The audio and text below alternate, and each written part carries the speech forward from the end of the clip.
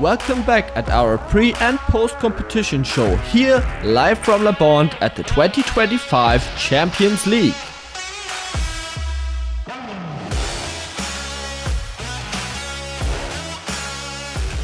So welcome to Le Bond. The first day of riding is over and I got Jake with me training Leicester Leno and Rory who's riding for Royal Berkshire.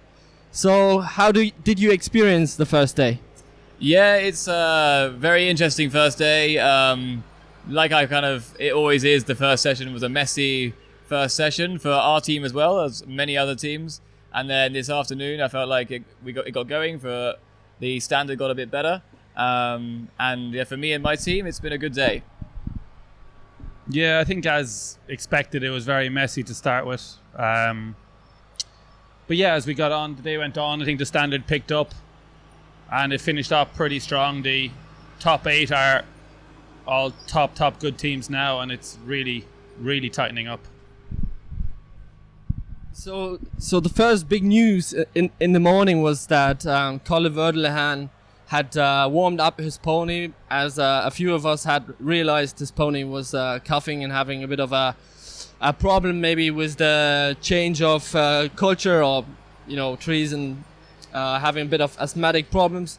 We don't know exactly what the problem is, but it turned out he tacked up Bella O'Hara's pony, which is here, Willow, a very good pony, and Star was out. And just 3 races into the first session, Julien had a big fall in the second bucket race, and from then on it looked like they would be on a 4 with Colin on Willow.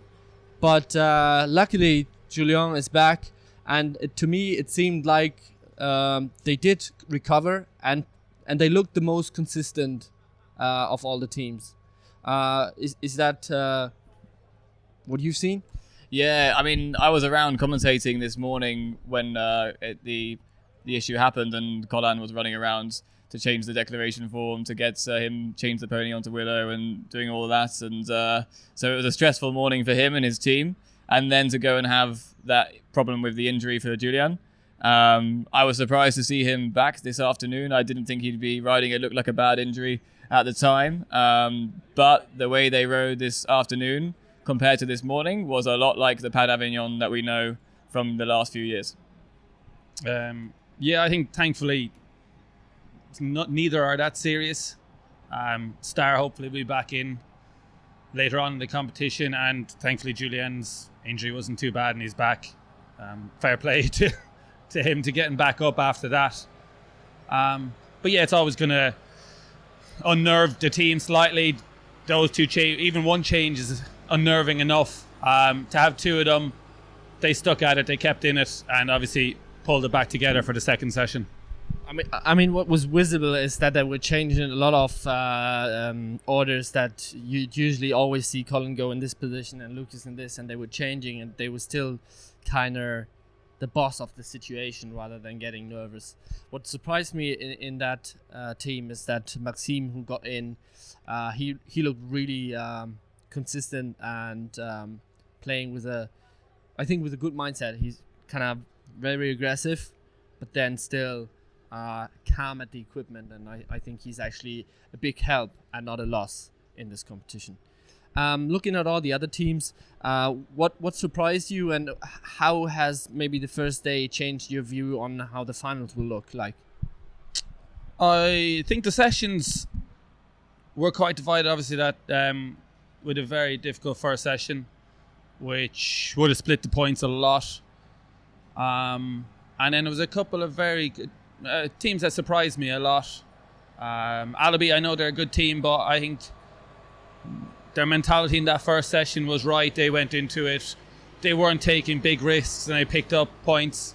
Unfortunately for them, didn't quite go as well in the second session, but it's still all to play for now. Yeah, it's a few of the teams like we expected, with Pony Materials and Red Eagles looking pretty good, and they're going to be a strong force in the final. But there are some surprises, and one is Team Scandi. Had an amazing score this morning, and then not quite as good this afternoon. They're only 2 points out, but it's really interesting looking at the heats tomorrow. They have a really good chance to be the first team from Denmark and Norway it's a mixture. They have some French riders in there too, but they could be the first team from those countries to be in the final of Champions League. And I mean, it's difficult, and especially being the first, gonna be interesting for them to reach that tomorrow. A team that's maybe is under the radar, and maybe because they were in the third session twice, I think, is the home team. I do struggle with saying the name right. EMG Vanset. Yeah, exactly. I think they played some good games, and sometimes it's those teams that you're missing that are the ones that in the end turn up to be on the podium. I'm not sure where they are lying right now. They're currently in 8th, so the last one's in, but they are also in a reasonable heat tomorrow, so it will be interesting. Yeah. I think with EMG Vanset, a few years ago, back in 2019, so 5 years ago now, they were the teams that challenged Pas d'Avignon, and maybe a lot of us didn't expect it. I know in the French season they were doing the same, but for us coming here, we didn't look at them and think they would be the challengers, but then they were with them until the last couple of races. So they've been there, they've challenged them right to the end. So like you say, they shouldn't be underestimated for the final if they get to the final tomorrow. Completely agree. They did surprise me. I know they have quality riders there. They just seem to kind of always stay in it. And fortunate tomorrow. I think they have a nice session tomorrow. That will put them in. I think that first session will put a lot of other teams under pressure. You've got quite the mix tomorrow. With I think there's 4 out of the top 6 in one heat. You've got it's EMG, and who was the other one with EMG? They're Team Scandi, yes. They have a nice one tomorrow. I think Team Scandi could well pull up into the A final. You've got South Staffs. They're in 10th place. They're not far out. They have a quality team. Definitely have the ability. Didn't have a great one this morning in that hard heat. Pulled some more points together. I think tomorrow they could shake things up as well. I was in the corner where they all meet after the race, and on the last race they were really happy, and I think they're gonna take momentum into that last third session. So South Staffordshire should be one to watch out for. So looking at your own teams, what did you take away? I did see your first session. It looked a bit messy in the first session, looked better in the second session. Looking at Royal Berkshire, I don't think it was much different. Yeah, our first session got off to an okay start in the first race, and a couple of mistakes crept in. The injury kind of held things up, but we were able to settle after that, and kind of halfway through we just started cruising and getting into good momentum. We were in a good place, and then second session we were very happy where we were at.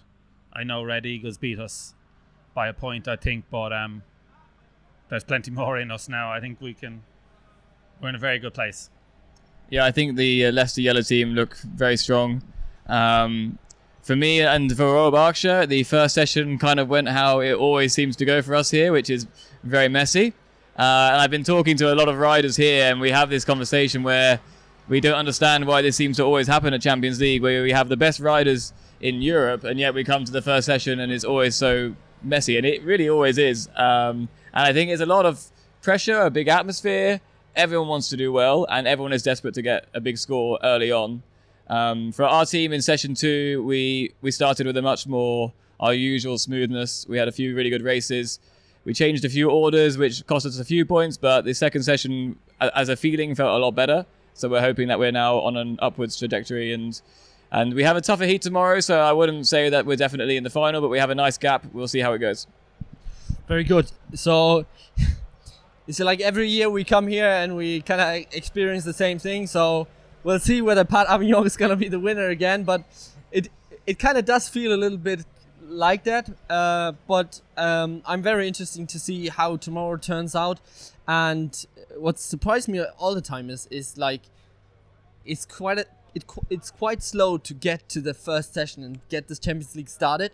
But once you're in it, it's like over. Like first day is over now.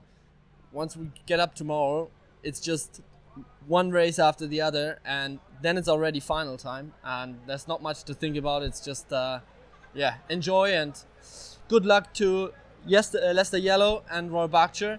And for everybody that wants to follow the competition in the live stream, you can go to YouTube and follow the Mounted Games Scoreboard channel and watch Mounted Games TV. You can also follow the scores on Mounted Games Scoreboard, and obviously you can follow our channel and get some inside information and behind the scenes shots. So Jake and Rory, thank you for today, and Thank you good very luck much. tomorrow.